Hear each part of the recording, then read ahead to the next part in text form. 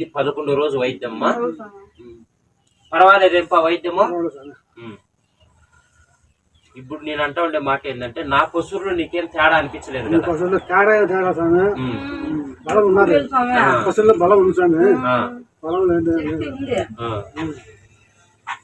అంటే వాసన గాని రుచి గాని మీరు బయట తాగినారు కదా, దానికంటే మేలేనా? నేను అది కూడా అడగల కదా.